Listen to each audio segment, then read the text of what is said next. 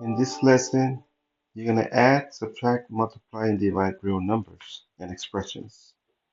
Before anything, I need to discuss what real numbers are. So, real numbers are all the numbers on the number line.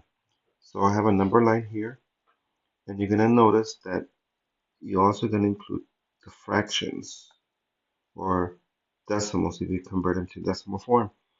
So everything in the number line is going to be a real number. The second thing is that you need to understand what absolute value is. Absolute value is the distance from zero. So here you have 2 and you have -2. So the distance from here is 2, from 0 to 2. The distance from 0 to -2 is also 2. So they both have the same distance. So the absolute value of 2 and the absolute -2 are both the same answers because they both have the same distance from 0. So in the other case, you have -6 and you have 5.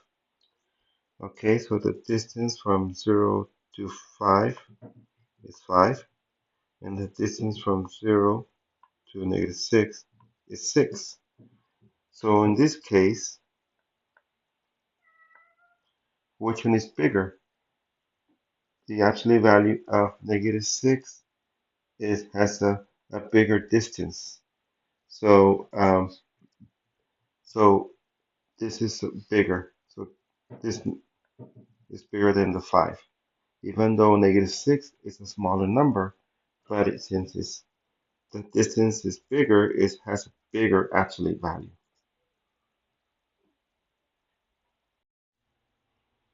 Okay, so the rules for adding real numbers.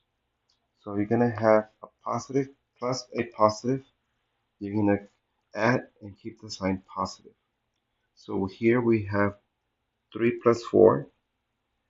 So you're adding 3 circles and 4 circles. When you group it all together, nothing cancels because they're all positive. So the answer is +7 because all the circles are positive. Then when you're adding a negative plus a negative, you're also going to add and keep the sign negative. So I have an example here, a a -3 plus a -4. So you're adding -3, so you have 3 dark circles and 4 dark circles. When you group it all together, nothing cancels, so they're all negative, so it'll be -7 for your answer. And then when you're adding signs, numbers that have different signs, and it doesn't matter which order, you can have the positive number first and then the negative, or the negative sign and the positive. Doesn't matter which order. You're gonna subtract and keep the sign at a bigger absolute value. So I have an example here, 3 plus -4. So it's 3 circles and 4 dark circles. When you group it all together, this cancels, this cancels, and this cancels. So you left with a dark circle, which is a -1. So you have more dark circles than white circles or clear circles. So that's why the answer is negative, because the absolute value of -4 is bigger. So if you have -3 plus 4, you're going to have 3 dark circles and 4 light circles or clear circles. So when you group it all together, you're going to cancel those because they're opposites. And you end up with a clear circle, which is a positive. Okay, the rules for subtracting real numbers. You're going to have, it's going to be the same rules as when you're adding real numbers. But you're going to have to first change the minus to a plus and make the number on the right side of the minus sign to the opposite. What I mean with this is that, for example, you have -2 minus -4. So you're going to change this the minus sign to a plus. And the negative 4, you change it to its opposite. So if it was negative 4, it becomes positive 4. So then here the rule is that you're adding a negative 2 plus a positive 4. So the rule is to subtract and keep the sign of the bigger absolute value. Now you don't have to be drawing circles all the time. I drew circles in the previous examples so you can see why that's happening. But you don't have to do that all the time. So then the next problem here, you have 3 minus 5.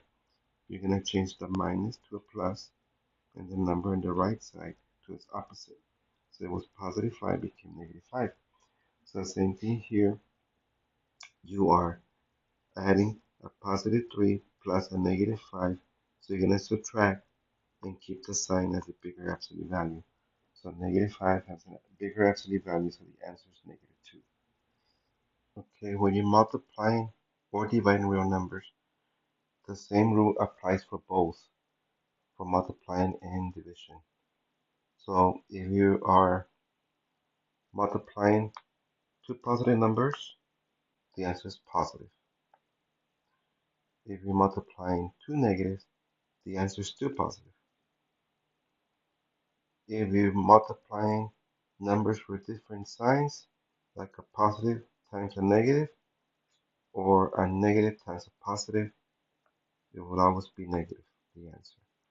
So you're not going to keep the sign as a bigger absolute value in this case. It's always going to be negative. Same thing for division. A positive divided by a positive is positive. A negative divided by a negative is still positive.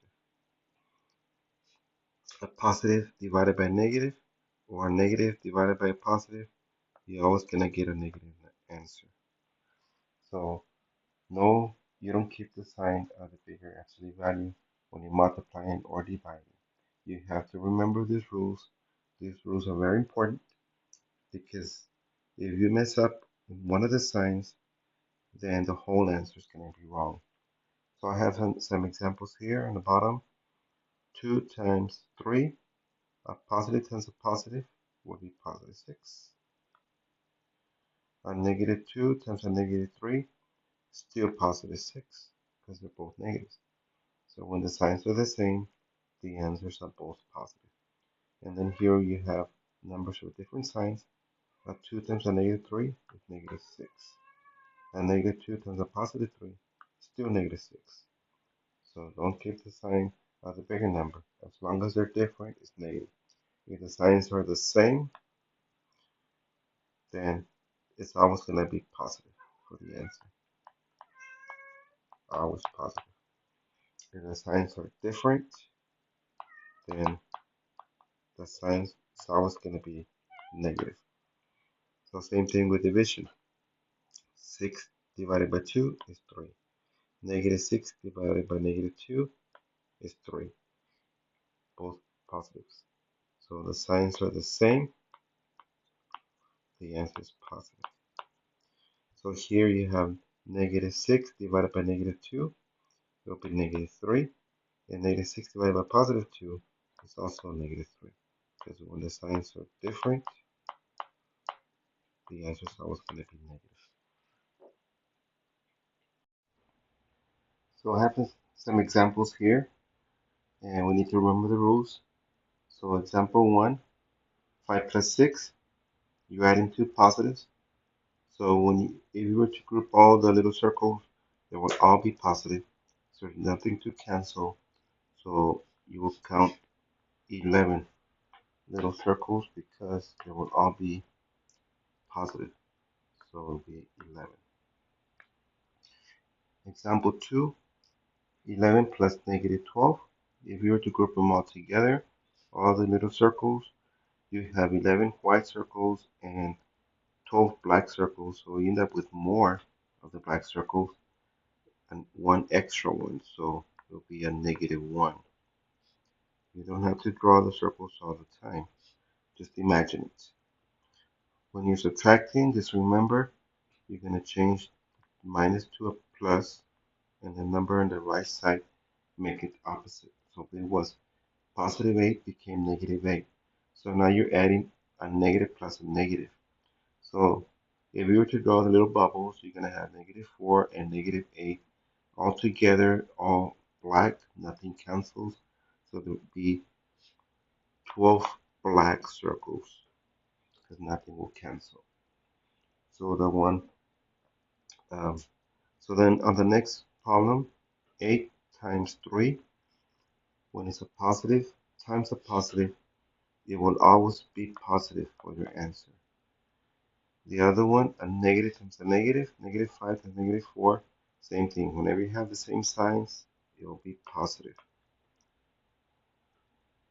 There's no, here you're not going to be grouping them or nothing. You just keep, remember the rule. The next one, 10 times -7, it will be -70.